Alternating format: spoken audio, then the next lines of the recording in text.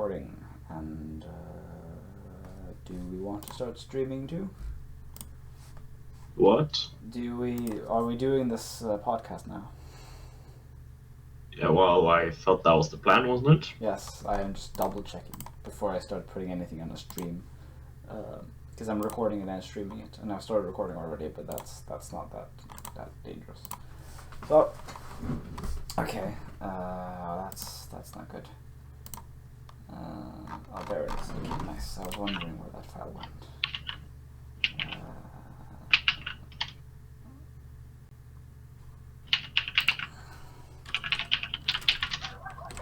Twitch,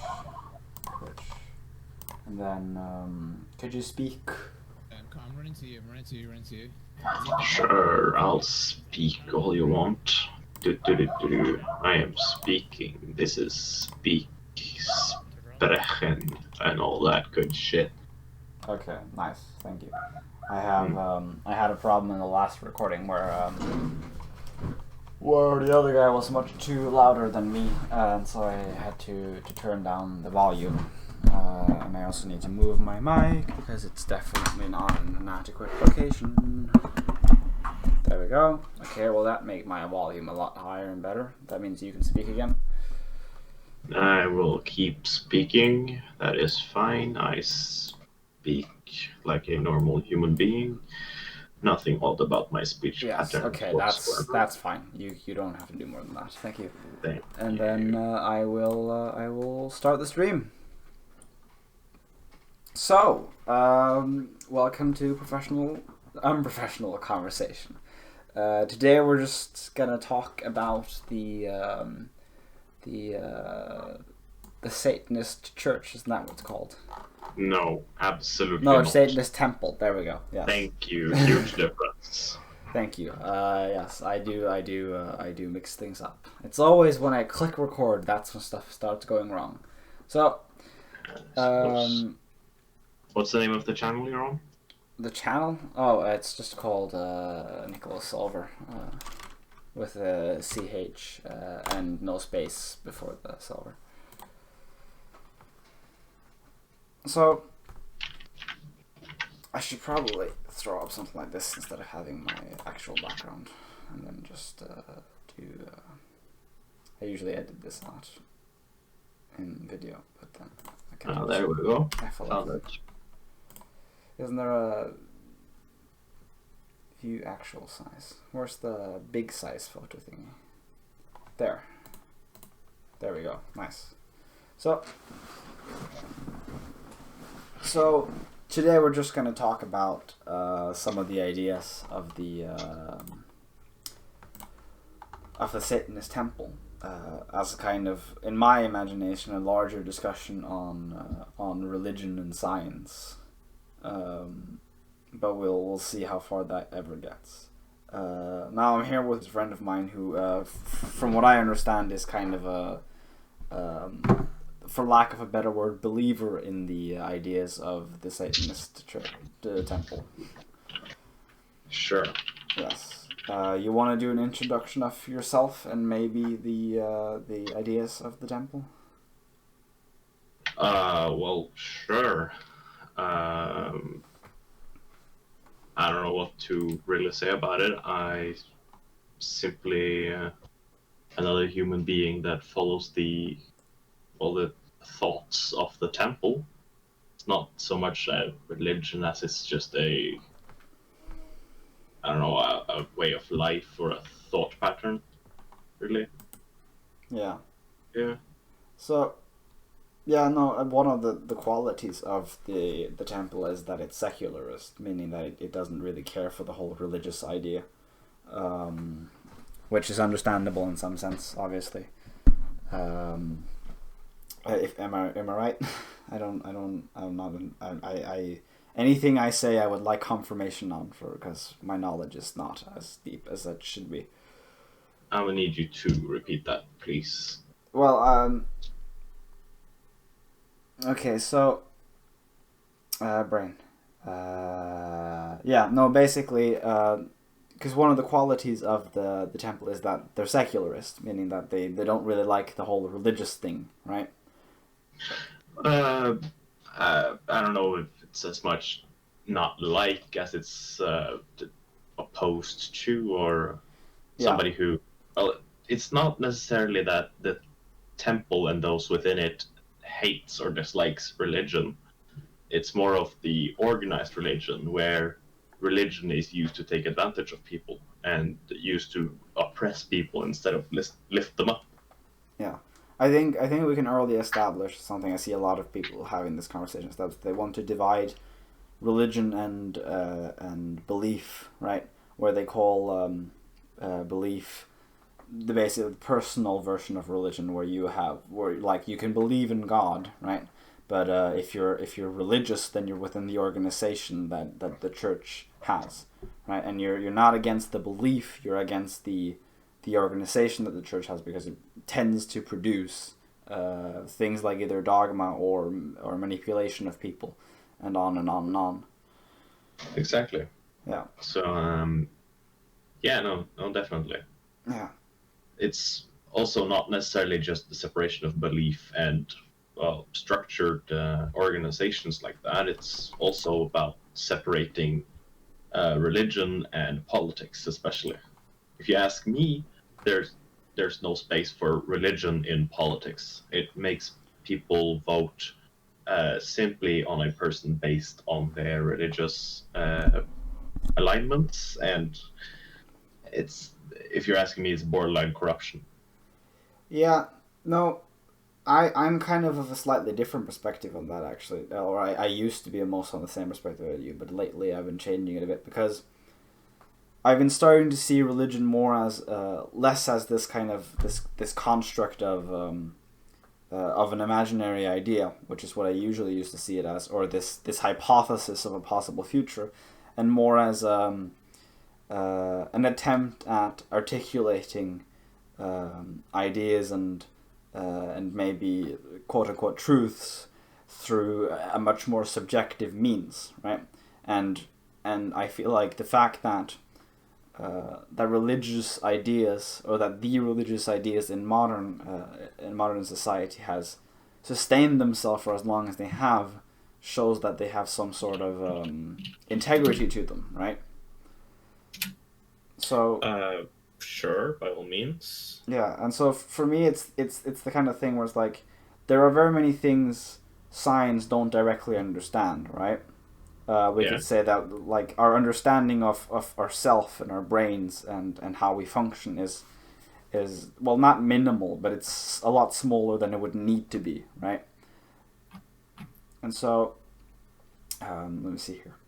And so I feel religion, given the fact that it has had a lot of time to work, kind of functions in the same way we could see a lot of our biological attributes, right? Because we could often say that our tendency to be aggressive is actually a positive thing because it allows us to, for example, defend ourselves in situations. While some people would say, well, it's much better to be a docile creature than to be an aggressive creature, hypothetically. Um, and I feel like you could kind of have the same, though it's not as easy to trace the logic of it when it comes to religious ideas because of the fact that these ideas have actually developed and have gone under test. And when you get to the political plane, these quote unquote holes in our current knowledge that kind of is filled by pragmatically tested stories can still have a functional effect, right? I'm not quite sure what you're aiming at, but so what you're saying is basically religion is tested over a span of time, which makes it better at understanding people and I like simply by I wouldn't classify religion as one big idea that kind of was kind of just happened, right? I would classify religion as lots of small ideas that slowly developed and was kind of picked and thrown away by just the general society, often by things like either function or having some kind of relation to biological qualities. okay. Okay, so it would probably be easier with an example for it. Take, for example, Christianity then. Yeah. If you're asking me, Christianity sort of develops in the snap of an instant. Yeah. Seeing as Christianity starts, or Judaism, if you ask the Christians, ends at the point where Jesus dies at the cross, and Christianity begins at that point. Yes. Right? Yeah. Whereas, or that's at least the divider between the two, where they split into their two respective religions. Well, I would take it more back to the birth of Christ instead, given that there are events between the birth and him hanging on the cross that the two of them disagree with. Sure. Like, Sure, you can say that they disagree on things, but I believe the split would lay at the death, seeing as like a lot of Christians that I've spoken with see this as the point where if you're able to disprove the fact that Jesus rose from the grave, then all of Christianity would crumble up. Yeah. There would be nothing left of it. Well, that I think that's the difference there, because I don't view religion even remotely an objective perspective of reality. Like some people do, and some people probably should in some sense. Well, but that's religion is highly subjective. It's all up to really what you think is logical and what you're raised up to believe. And but when I try to take it up as an idea of stories that have been tested culturally, I don't really consider them like, oh, there was a guy actually called Jesus, or there was hypothetically a guy actually called Jesus. It's more that there's this character called Jesus that has attributes of which we really relate to in some very primal sense, or that when we mimic increases our odds of functionality, right? Sure. Yeah, and that's what I think about is a lot of the kind of the religious. That's a lot of the attributes of religious stories, right? That they're actually just these things where it's like, we heard this thing that doesn't really make sense. Like, we can't logically trace it that well, especially not in modern day. Okay, so take, for example, Moses opening the sea. Yeah. We heard a story of this. We don't understand how he opened the sea, but let's go with the fact that he did. Let's just look at that as a fact. Yeah. Then, what made him open the sea? Well, a god did. Yeah. So, well, it isn't. Is this sort of what you're aiming at? Well, kind of. Because that's a very weird look at the story. Because when you're looking at these stories, you need to get something out that isn't the objective thing that they're telling, right? Because you could say, well, the story of Moses is just a guy committing a bunch of murders to free his people, and then doing a bunch of miracles to manage that act, right? Yes. While you could also say, well, what it actually says is that the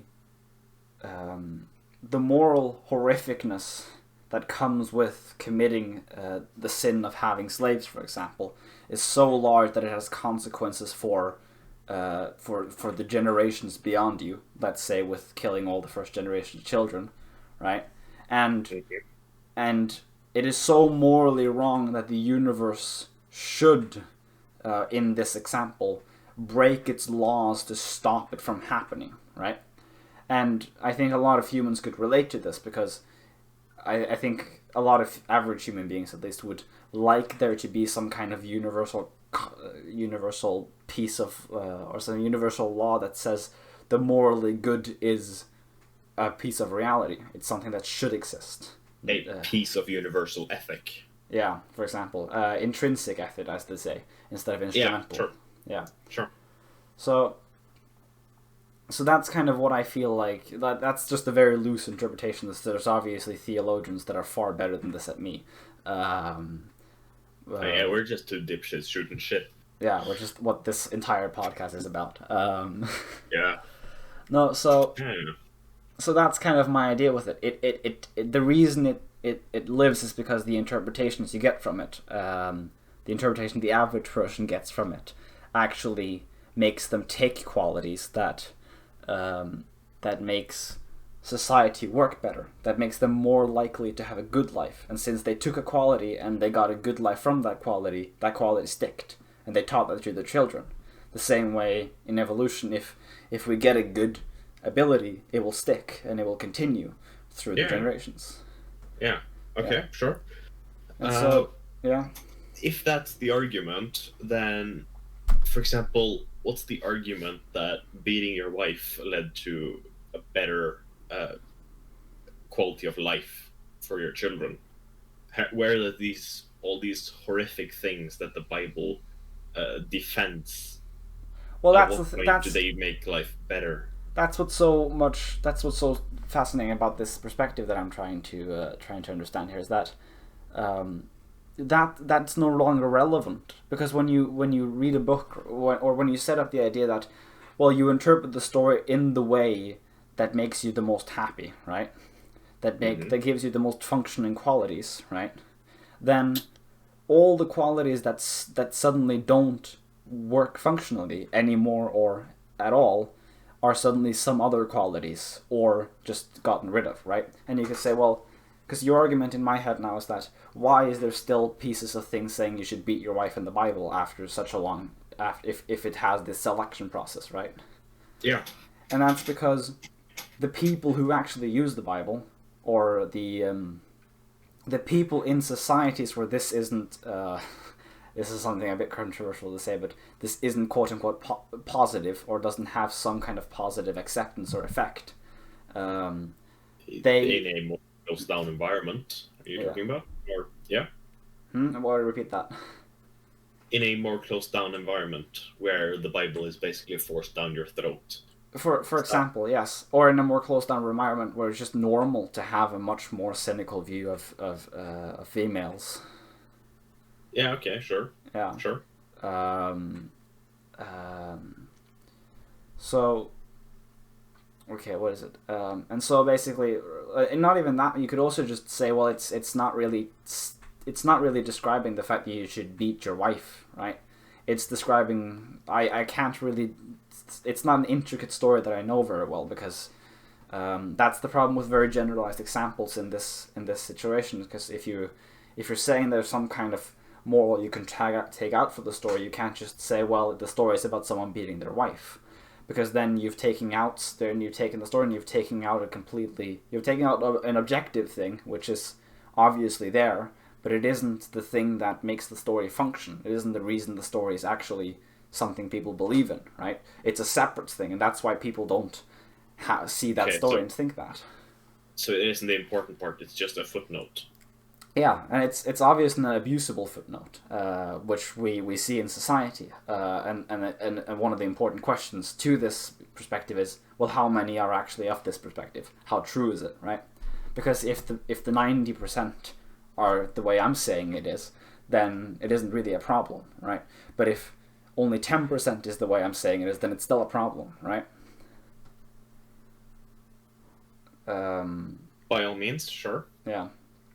So, I will shut the door because I'm hearing someone downstairs. So give me a second.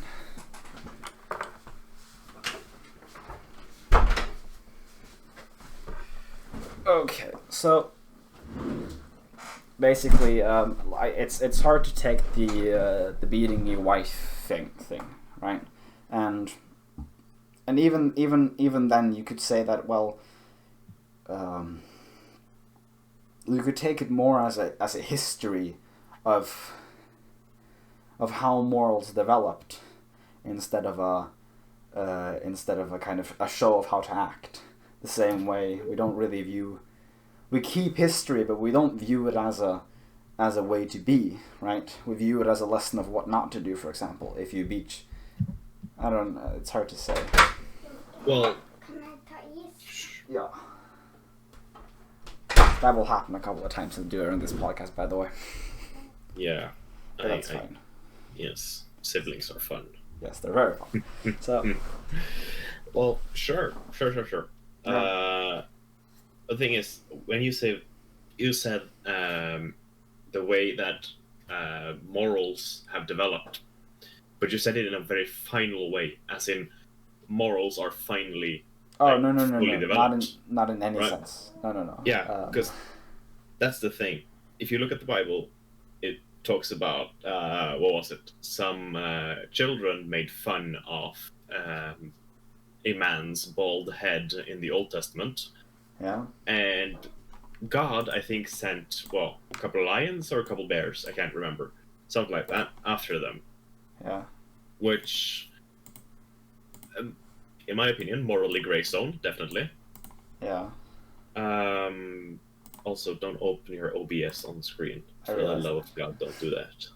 I did not do that. Oh, that was at least not my Yeah. intention. My intention was to open something very different, and then I realized, Yeah. wait, I can't use that screen. No. So, and the thing is, we can obviously see that that's morally wrong. Yeah, Then again, this was at the point where perhaps it was correct in some fucked up way yeah, to slaughter those children, seeing as they brought dishonor to the family name or some extravagant reason like that. yeah, Whereas today it's completely batshit crazy to even think someone would do that, especially not someone who pretends to be a. yeah. It could also, Like, if we're gonna push it a bit, right? You could also Mhm. say that it's, well, the man was, I'm assuming, quite a lot older than them, right? You said old man, I think. I don't remember exactly, I but said bald man. bald man. I Yeah, might have said old as well. I don't know. yeah, I don't know if he was old. I just know the story made a point out of him being bald, and then I immediately imagine an old man. So why not? yeah. No, I think maybe because you could say the story isn't really about the fact that, because in the religious perspective, you could say that God is just the form of nature, right? He also Mhm. could represent other things and probably does. And I have a couple of ideas to what he could represent, and have heard a couple of good ideas, but let's not go too deeply into that because that's not the conversation. But basically, basically, you could say that it's not about the fact that, well, if you insult a bald man, you are deserved to die. It could be the fact that if you do yourself the dishonor or if you what's a good word for it? I'll skip trying to figure out a word for it. But basically, If you bring shame to yourself, or if you by if you talking if you shit do something and as lowering yourself to that. yeah, but if you do something as ignorant as underestimate someone with more experience than you based on the fact that they're bald, like laughing at them, if you make someone with important knowledge laughing stock, then it will destroy you, right? Mhm. Not destroy you as in you deserve to be destroyed, but as in that is how the world works. Sure. Yeah, Sure. which is one And- well, yeah. interpretation, obviously, and I don't expect every Yeah. Christian to have that. No, I mean, that's the bloody fine thing about religion, isn't it? Yeah, but that's the thing about that's the thing I would specify then, because in these stories, those stories that are a bit more complicated to understand, like this one, this one takes a bit of a stretch to get into a good moral, right? Those are usually ignored by the religious people. That's why you don't hear them tend to justify these stories, right? Yes. They usually say, well, it's not really what it means, obviously, and It's they just don't. a story. Yeah, it's just a story.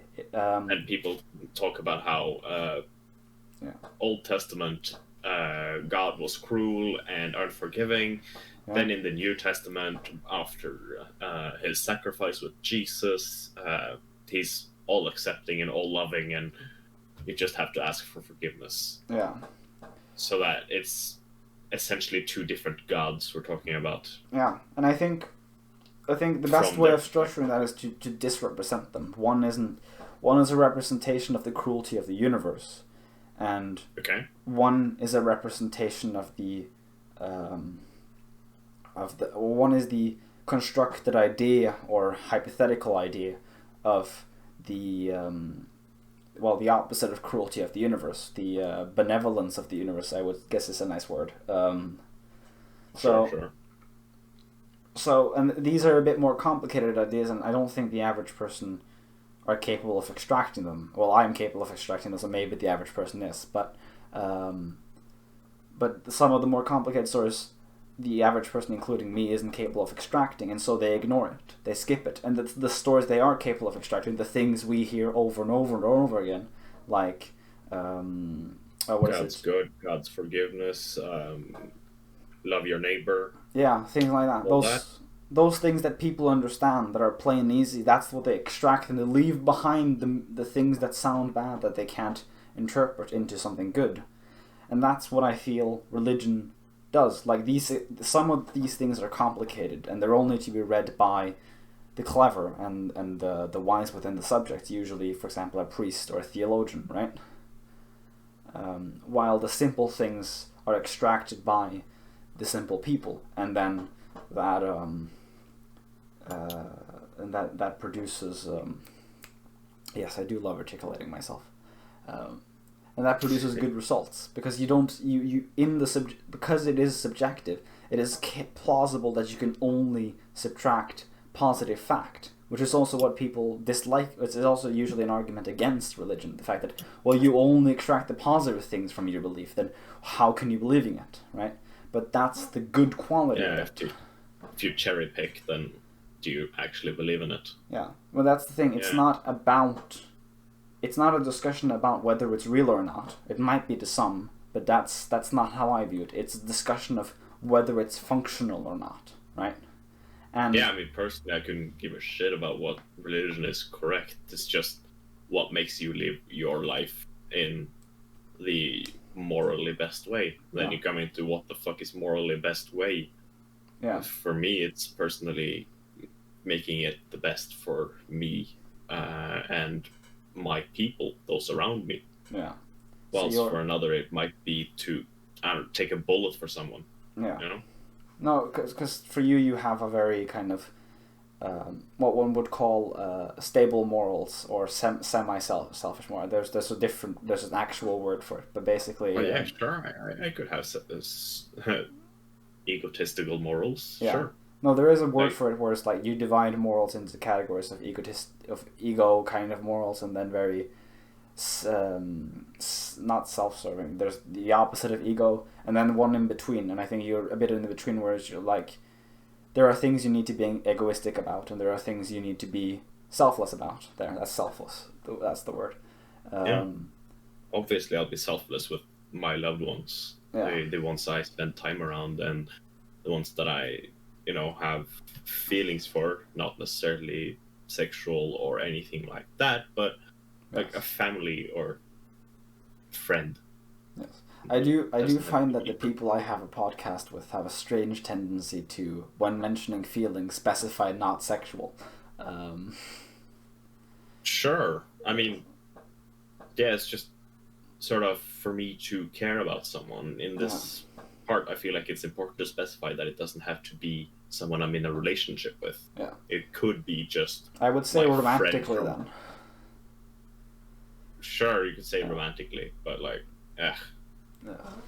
They mean the same thing, don't they? Yeah, to a degree. There are some quality, like when you say sexual, my brain goes more into the idea of the biological motivations instead of the emotional motivations, which are sort of the same but from a very different perspective. Sure. Hypothetically. So, where were we? So what I'm trying to say in basic, when it comes to the whole religion not being in politics, is that I disagree, because religion has a functionality, and that functionality might actually be equally functional within it will continue to be functional within society, and to continue to do that, it also needs to be allowed to be a part of the mechanism that controls society, which is politics.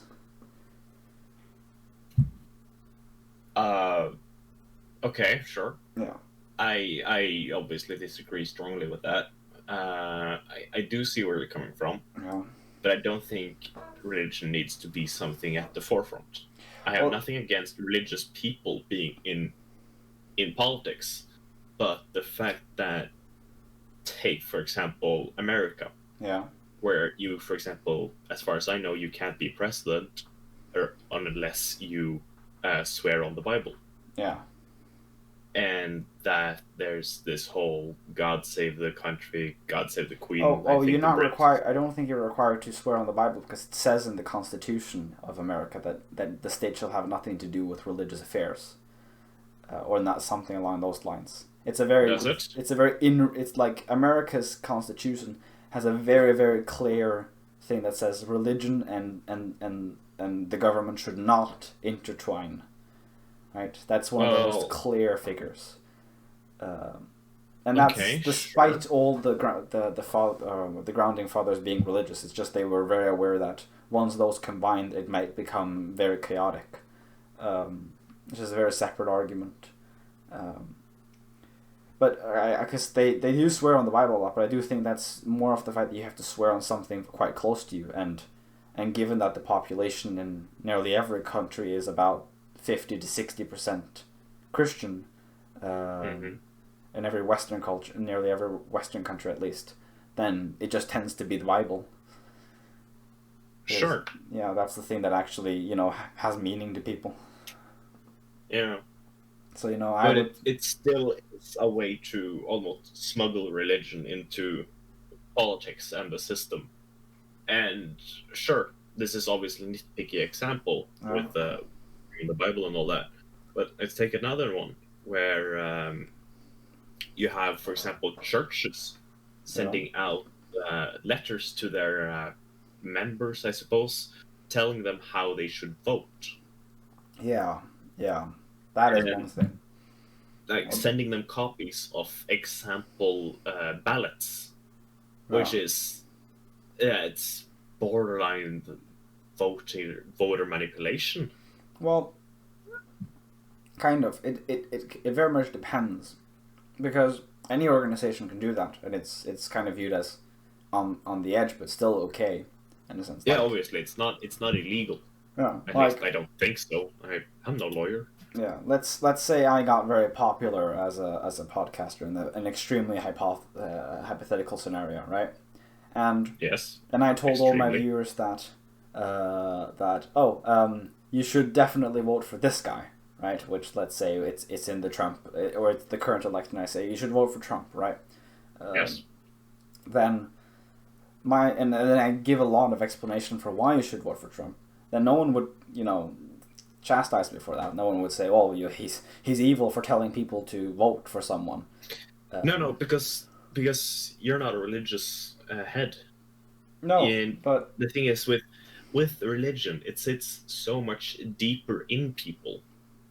Yeah. Whereas if your church goes to you and says, "Hey, this is what you want to vote if you want to support your church and your family," yeah, then a lot of people deep enough in these systems would have no thought differently. They would immediately go and vote that and only that. Yeah. No. And by all means, this might be to your benefit and what you actually want, which I no problem with.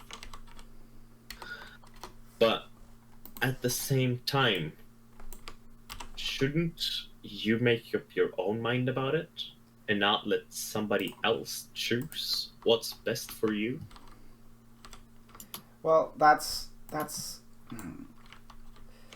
I can understand the idea that on the church it's a bit more on the edge. Give me a second. I might get a tad distracted as I realized I have the previous title on the video.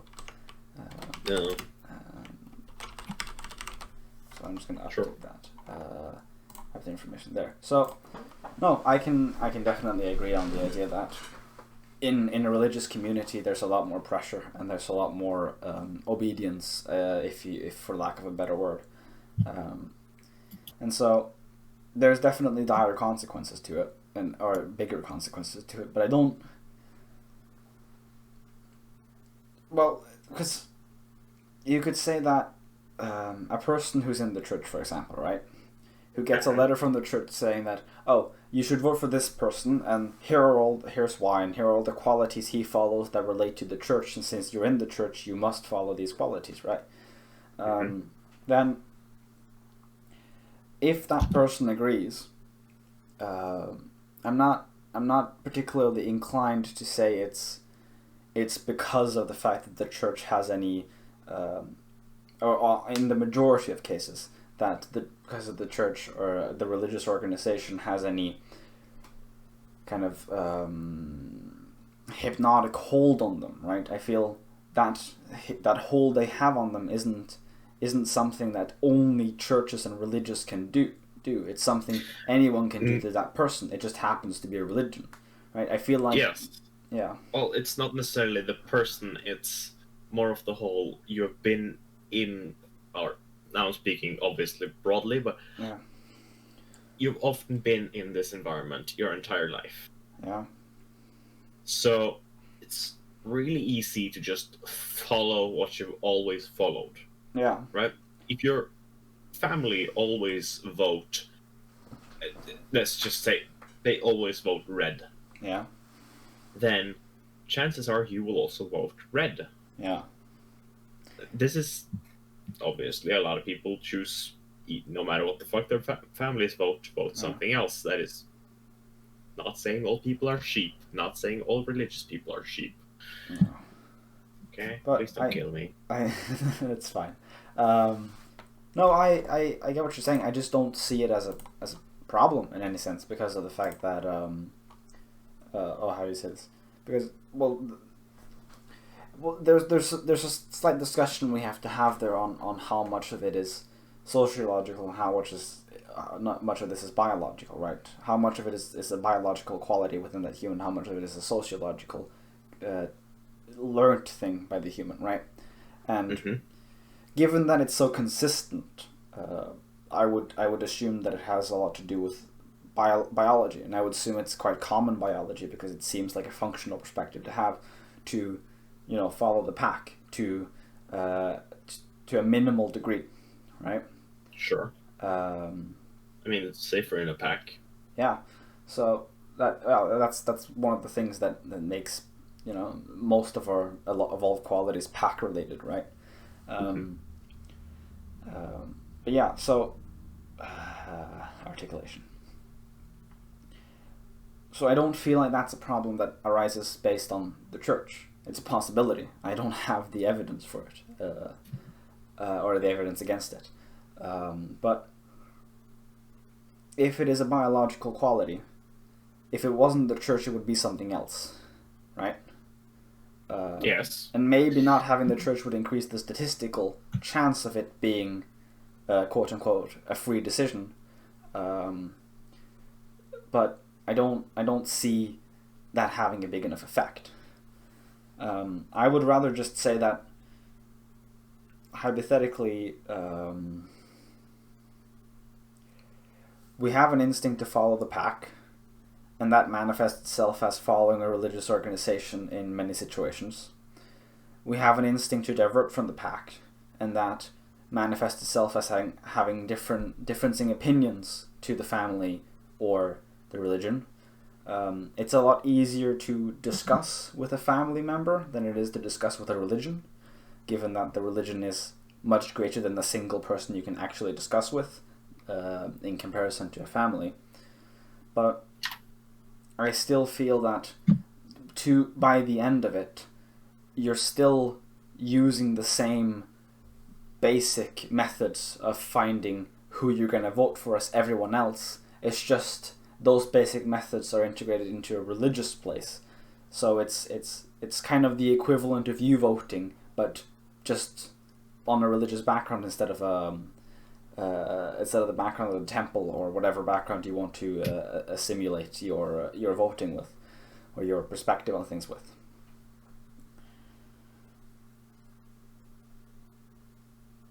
If that makes any sense. Sure.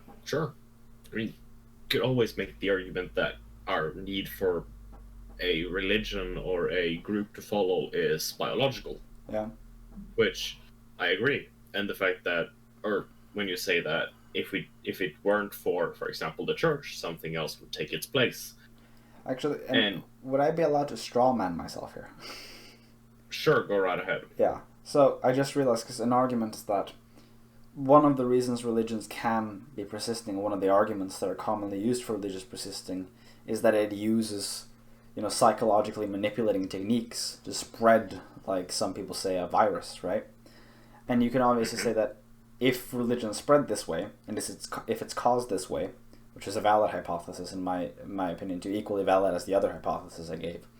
I just wanted to clarify the other hypothesis to be like, we do it at our own peril, or we negate it at our own peril. But it's equally plausible then that it's actually just developed techniques to manipulate people into being of this perspective, and that so the less biological it is, the more likely that situation is, right? And so there's obviously the other side to it. So I would agree that there's just as much evidence, if not more, for the fact that it's a corrupt, or it's a quote unquote corrupt system, where if you vote where if a church releases documents like this, you are more likely to be hypnotized or any other kind of manipulation tactic into actually voting for it. But I feel like it's a very dangerous proposition with the current amount of knowledge we have to make, by saying that, well, it is a religion and we should be careful with it, because, not to sound too much like a conservative, but it is fundamentally dangerous to change the way things are without knowing at least a little bit more about what the result is going to be. And I think a good way of doing this is by letting it kind of play out as it is, because as it is, like, letting it play out as it is to a while longer, because then we might get to see if it is actually about the fact that they're being manipulated, or if it is actually about the fact that religion just has qualities that speak to people, and therefore they're more likely to actually, go for those qualities. Sure. So, I will let you... Yeah.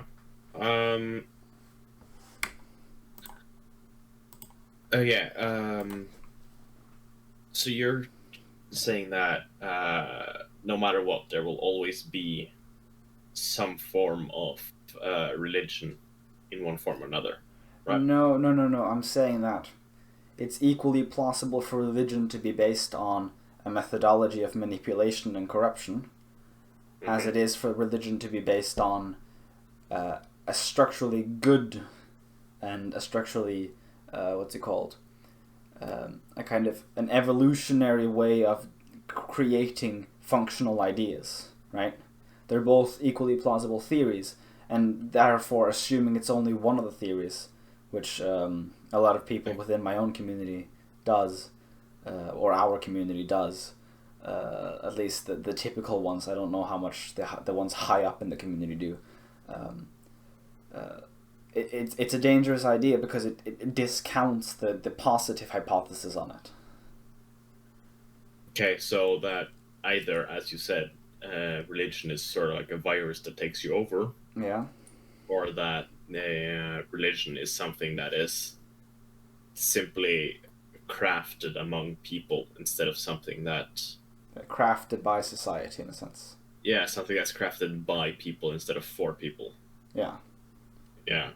Yeah, I suppose that could make sense, yeah. And there's the kind of... And that's where... I think that's where the discussion comes down to. The disagreement on those. And hopefully we've been able to articulate that well.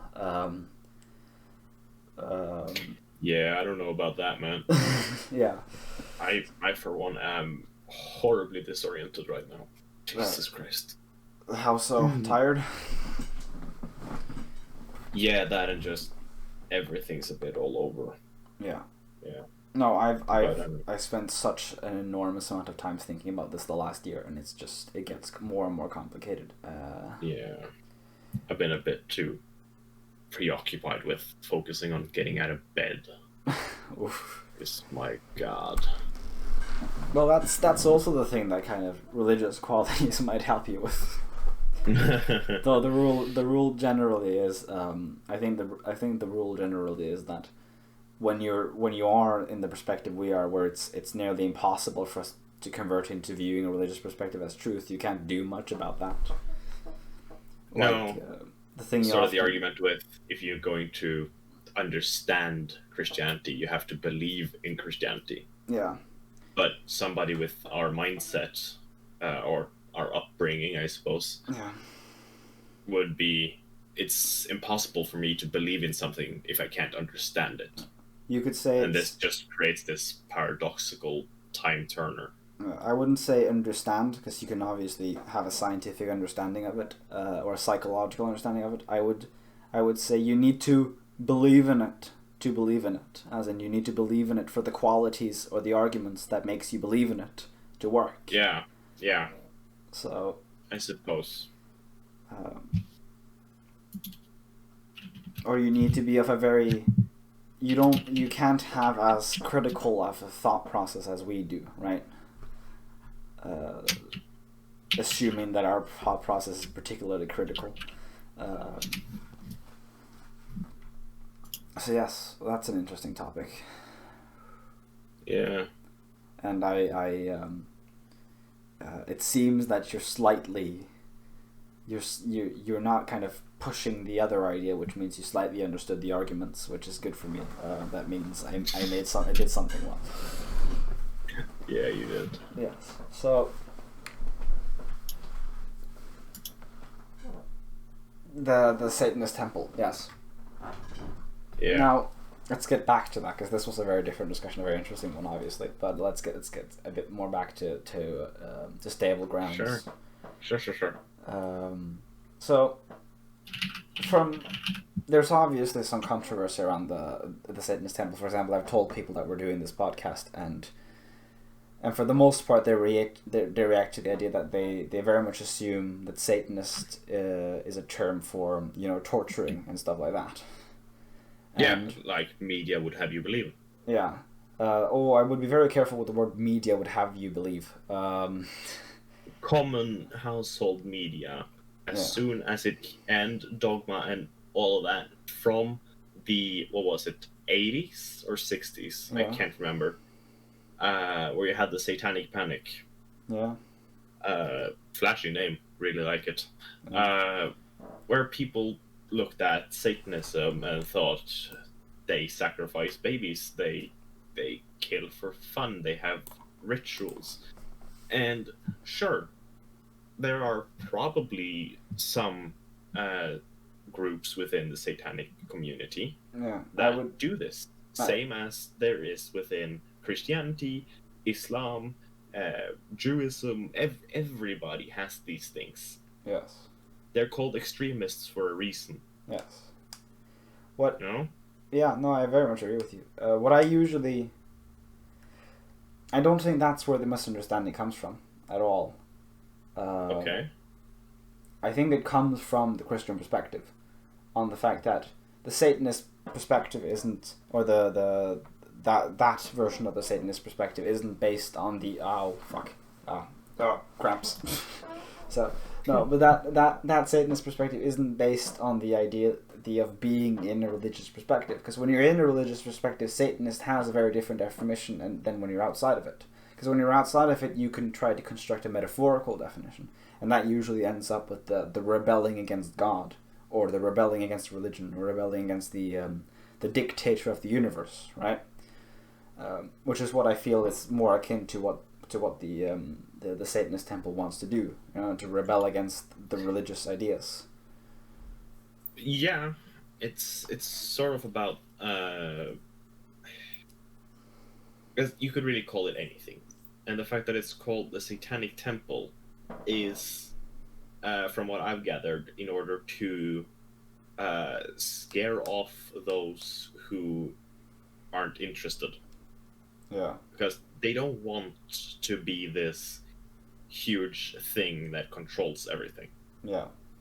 Because, as they said, you don't become a member of the Satanic Temple. Obviously, you can physically become that, but it's more of you find the temple and realize that you've been a part of it all your life. Okay. Right? Yeah. That this has always been your thought pattern. Yeah. Yeah. Yeah, no, So that's why they use the satanic imagery. Yeah. No, that's an interesting perspective to have on it. Definitely. Let's see if I can formulate something interesting here. I would first clarify that this whole this slightly what's it called, rant of yours about the whole trying to being afraid of Satanism. I think that comes more from the fact that it's just common to relate Satanism to a word of evil, given that it's common to be Christian and it's common to have to have such word from that language instead of such word from the philosophical language, for example. Obviously. But as an and then again as an intimidation quality, it also seems that it would probably be from that language then, because it wouldn't be intimidating if it wasn't something that people considered a tad bit bad. No, obviously they do riff off their what could you call it, their infamy with the Christian community. Yeah. Obviously. So. But they are generally, at least the Satanic Temple, in my opinion, is a good group. Yeah. As, for example, they just passed what they call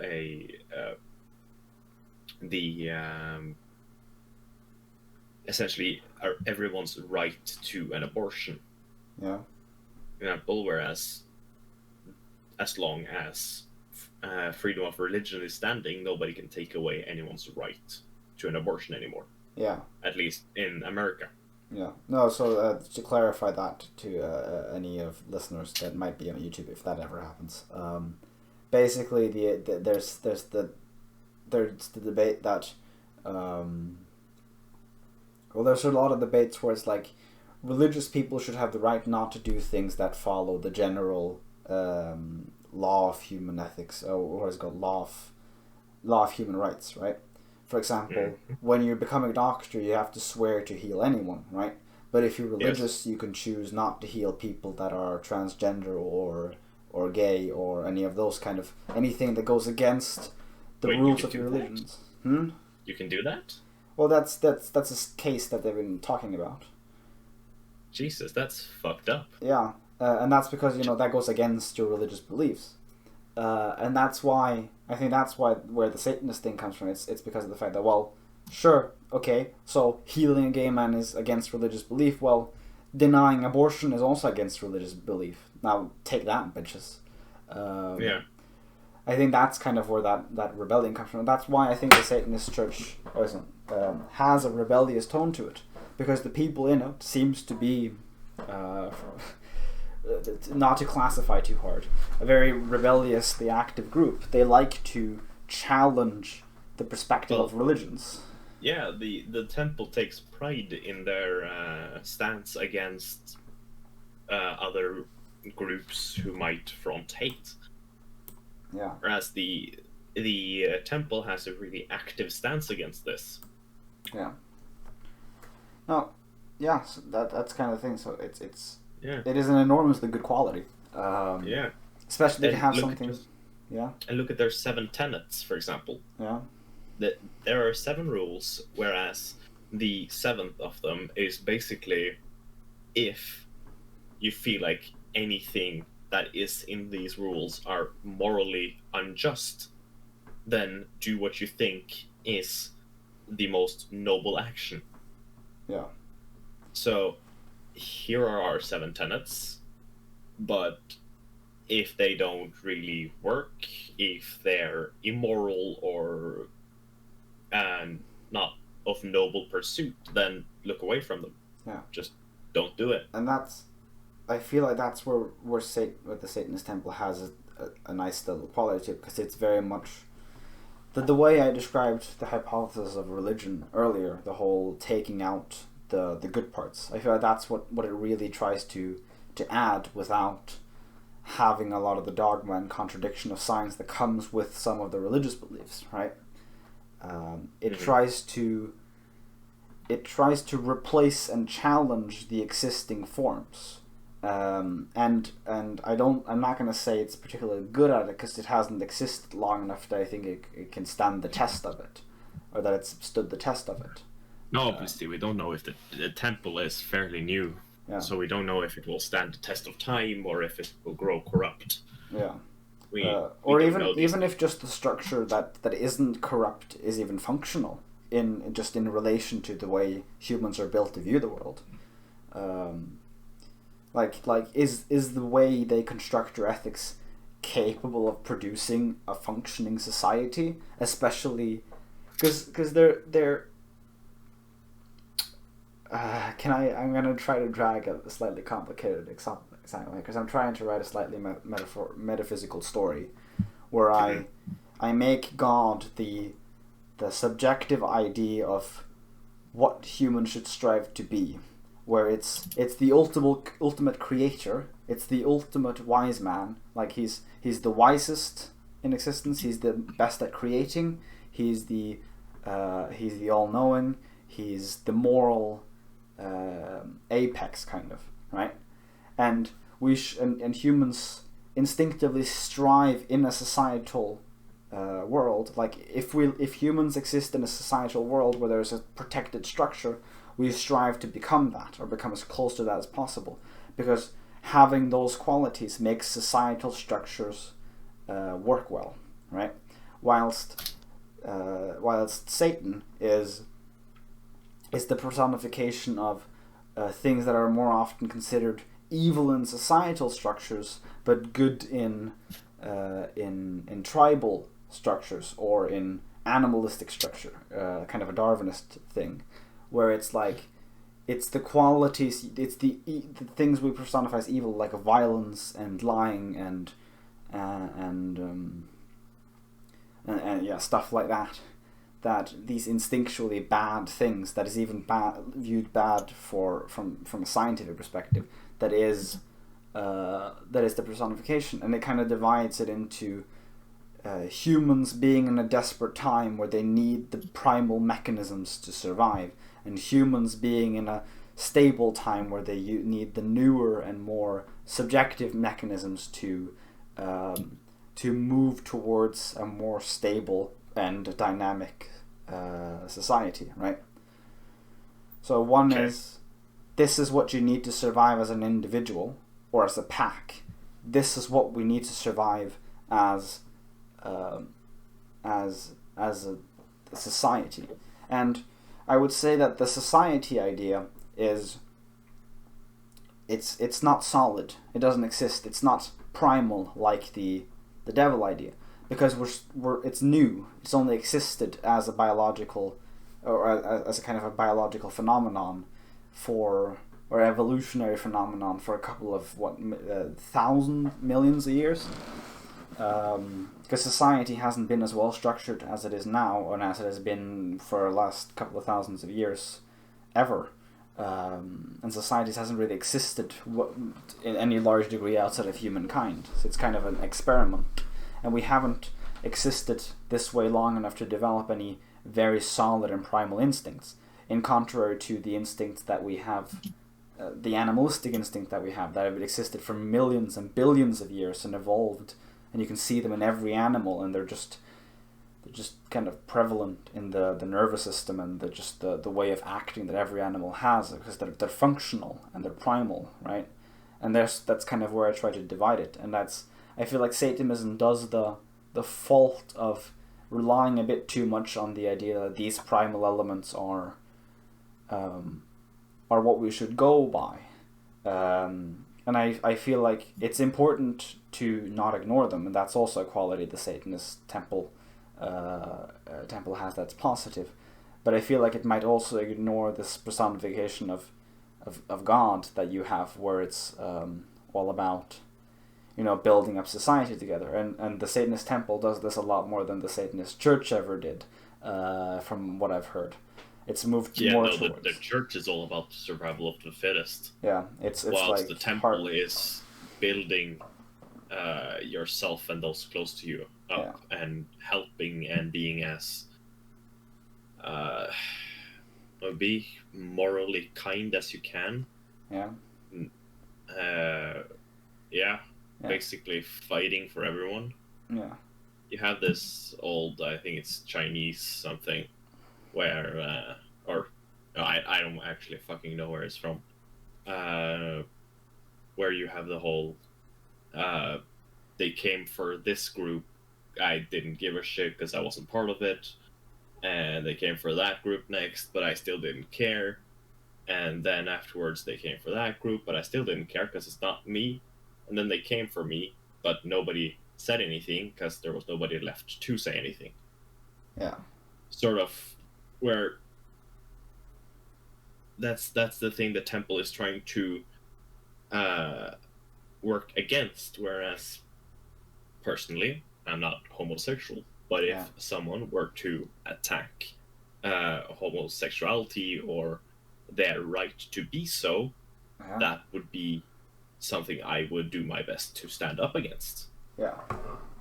And then on the other side, a homosexual group, whereas if a group I'm part of would be under attack, I would hope they would come and defend me. Yeah. I would say that's a step towards that's the part of the God idea that's actually become close to primal, because you obviously see pack concepts in animal kingdoms, right? Well, yeah, obviously, and that is very basic pack. Yeah. I scratch your back, you scratch my back. Yeah, it's the golden rule is a biological rule, you could say, kind of. Sure. Because it functions as a promise to stop each of us from doing the thing that will just do both of us bad, right? There's no, if I don't kill you and you don't kill me, then neither of us die, and that's very handy. Exactly, and same with the whole, like, that is what everything is based on, isn't it?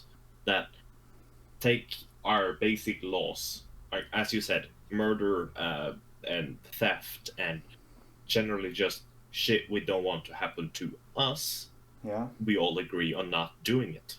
And by all agreeing not to do it, we just function better. Yes. And that's the thing about the thing. That's also what I like about the having both the elements that the Christian mythology does. By having both God, the thing to strive for, and the devil, the thing we need to stay away from that can taint us, we can have an explanation that average people can accept for why some people in the population break these rules without having us go, oh, the system doesn't work, let's all break the rules, right? It's sort of a moral chain to hold us back. Yeah, a way of saying that it is intrinsic to people. It's like they in the Christian law they have the kind of the sin of birth, and they say that it's intrinsic to people to be bad, but that's not because people are bad. That's because there's something bad constantly at people. And it makes you feel like, well, everyone has the capacity to be good, and everyone is struggling to be good, and so, but everyone is struggling to be good, but they're also capable of doing it quite well. And the people who aren't the rule, they're the exception, and therefore we can continue the rule. Yes, trying to formulate it well. Yeah. Well, we're at an hour. Yes, one lasted 1.5 hours. It's up to you. Yeah, I at least should be getting some food soon, but I got 15 minutes left. Yeah, sure. Well, okay. Want to do 15 minutes more? That sounds great. Do we want to swap subject or continue? Can't we just go through the 7 tenets? Sure, that sounds great. Sort of just mention or go through one and then just talk about that briefly. Yeah. Yeah? Yeah, that sounds good. So the first one is that one should strive to act with compassion and empathy towards all creatures in accordance with reason. Yes. Well, there's a certain... What does this even mean?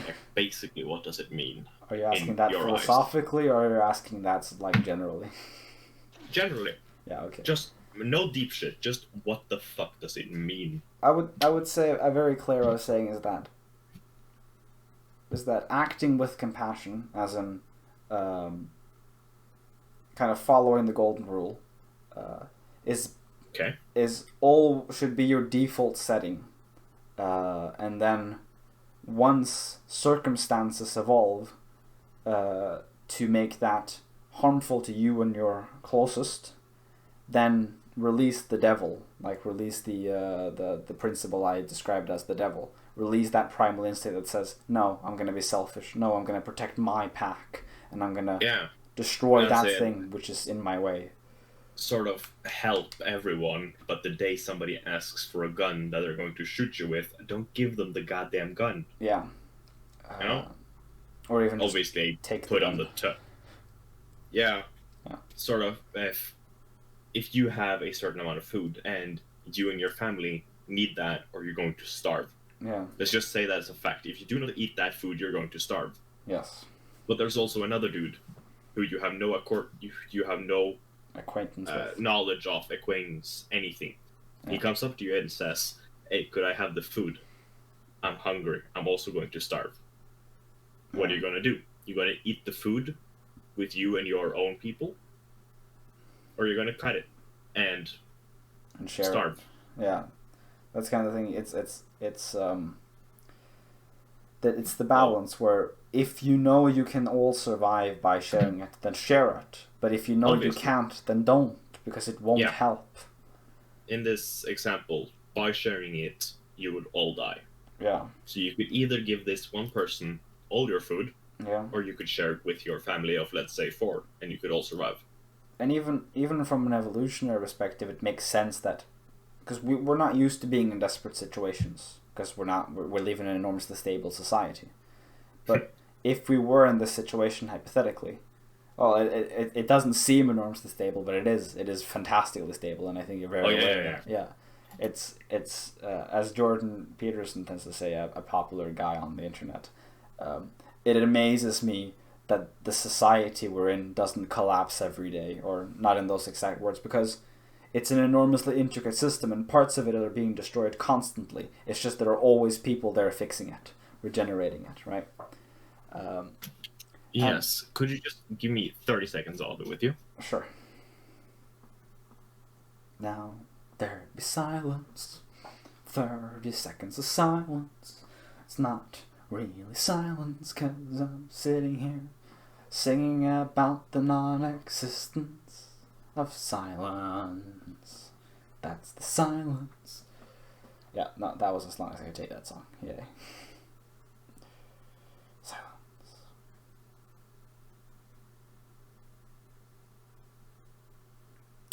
Okay, I'm back. I'm sorry about that. That's yes. fine. So where were we? Yeah. No. Biological. I was about to say that it's biological. The idea that. We help each other until we can't. Yeah, because let's say you were in that situation just as a biological phenomenon. We just finished with saying the fact that that society is extremely stable. But let's like, if you're from an evolutionary perspective, right? If that situation happened, right, then from an evolutionary perspective, the people who didn't keep the food themselves, the people with that evolved attribute, would die. The people who did would live and continue their genes, and that makes me think that, well, it's more probable for human beings to actually just take that if they came to that situation. It could be that quality hasn't evolved yet, but I assume it has. Yeah. And so the whole thing with humans have evolved to be selfish, and that the selfish and the more aggressive have easier for survival. Yeah. I would like to state that the reason we don't think we are that is because we're currently living in a stable society. A stable society where we've locked the door to the devil qualities, and we don't have to see them. And only when we end up in the situation where we don't have the food is when we start to see them. And then we usually get things like PTSD, where we're incapable of understanding how we were capable of doing them. So. Exactly. Yes. So, you want to continue to the next one? Yeah, sure. The struggle for justice is an ongoing and necessary pursuit that should prevail over laws and institutions. Yes. That is... Now, you go first. Sorry. Yeah, no, that is... Oof. That is a hard one to crack, at least in a general sense. I would say, just off the top of my head, it sounds quite bad, because the definition of justice seems a bit too subjective to say that you should do justice over the law. You could say, for example, a thief in a desperate situation could say, it is justice for me to steal from this rich man, because I work much harder than him and I get much less, and therefore I must steal from him. But then again, you could also say that, well, that rich man is actually working quite hard. He's working every day. He's working blood, sweat, and tears to support his family and his closest by, being an enormously creative and functional human being, and also contributing to the society that even gives stuff to that poor man who's ended up being a thief. For example, in Norway, that rich man could pay enormous taxes to let that guy have the money he actually has, and that man still wants to steal, right? From that perspective, that it's not justice, but still from the thief's perspective, it is, right? Yeah, justice will always be subjective. Yeah. No matter what, it will always be subjective. As long as humans are different, justice will be subjective. Yeah. But what I think it should, I think that sentence that what was it? Those things were called again. Not sure what you're aiming at. The things we're reading. The tenets. The tenets, yeah. The thing about that tenant is that it needs to David Tennant. The thing about those tenants is that they need to they need to. Fuck you. Thank you. It needs to clarify the fact that, first of all, justice is subjective, and second of all, laws and structures are also very subjective, or they're built on a subjective sense of justice. Yes. Well, that's... Yeah. I think this one is rather aimed at, for example, the church. Yeah. Whereas if the church, an institution, would say that...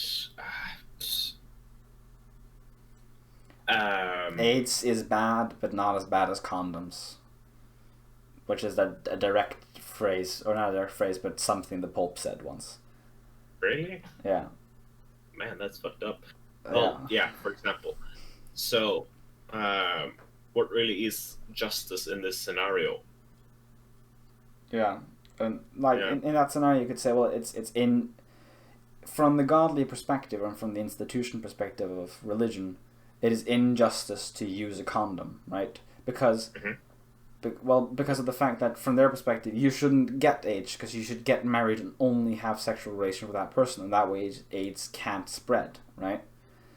But not how it works, but yes. Yes, but the problem with that is it differentiates from the from what we would at least say is the probable outcome, which is the fact that in that desperate situation that they're in the situation closer to the devil, to the demon than the god, they are more likely to do primal things like sleep with many different people, especially for money, right? And so they can't do the act of getting married and then doing it. They're in a situation where it's simply a lot easier for them and just a lot more instinctual for them to just do the stuff, and therefore they will need tools that prevent doing that stuff from being a problem. Once you prevent that from being a problem, you might be able to slowly move them into a safer situations where they can move away from the primal instinct, right? And so, giving them condoms is justice, because the fact that the institution that is the religion can't see it from any other perspective than the protected one, and therefore they don't see the necessity of the devil, they only see the devil. Yeah. Okay. Yeah. I'm clinging quite harshly to the whole devil and God analogy. Yeah, you really are, aren't you? Yeah. You're not letting that one die. You're not letting that one die, are you? Well, I'm trying to test it. I'm waiting for negative responses.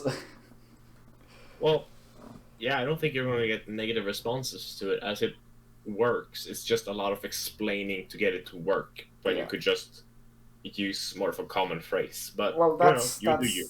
well, that's kind of the thing because I explain it that way because then after explaining it once, then I can keep using it, and then instead of it being a very common and generalized thing, it's an actual very complicated and an accurate thing that hypothetically accurate that can also be said in short terms. Sure, why not? So, then it's Yeah. also the fact that I've been feeling that subjective ideas are more intrinsic to humans than I've previously estimated. So using subjective language is something that I'm trying a lot more now to explain stuff. Sure, I mean, you'll probably cause a lot more confusion with it, but yeah. That's true. But But you would be more connected to your words, probably. yeah, and also another thing is that I can just do both. There's no damage in just explaining it subjectively that way, and then also explaining it more objectively in a different way later, because that might be the reason why we're having a hard time getting everyone on board on the same boat, because we keep doing everything either objectively or subjectively, and we don't have a good method. Gotta find a balance. Yeah, we don't have a good method of doing both. So Yeah. the subjective people stay in the very subjective corner, and the objective people stay in the very objective corner. They just stare at each other with teeth and be like, "No, you go away." So Yeah. Shit, I got like 3 minutes left. yeah, I think we could say this is a good place to end. Yeah, and I mean the third one is pretty self-explanatory, so there's nothing much to go in there. Yeah, I think we Other can. than that, We can yeah. probably continue later. I think getting through this part is like using the Satanist temple as a method in which, as a platform in which to talk about religion and science just in general, is working very well. So we'll probably continue that if you're willing. Yeah, sure. Yeah, and luckily this podcast feels a lot more well articulated than the previous one. So maybe I'll get half of you. Yeah, I mean, I've seen there's been like at least a couple people in and out. Yeah, luckily. So that's nice. It means they didn't feel interested enough to stay, but I mean, sure. yes. It might just be because of the fact that we don't really have much Structure. yeah, and much, like, they probably just, I don't exactly know what would make them stay, but we'll probably learn a bit more about that as we go along. Yeah. Yeah. Yeah, I mean, if you want to make people stay, then just flash some tits every now and then, and they'll stay. Well, I don't have those. Who said they had to be yours? Oh, well, I don't want to be banned from Twitch because that's not gonna give them the ability to stay. You could always go to Mixer. Oh, wait a minute. Okay, yes. Oh, yeah. Well, that's been today's unprofessional conversation. Thank you for being here, and thanks for a great conversation. Thanks, you too. See you later, man. See ya. Bye.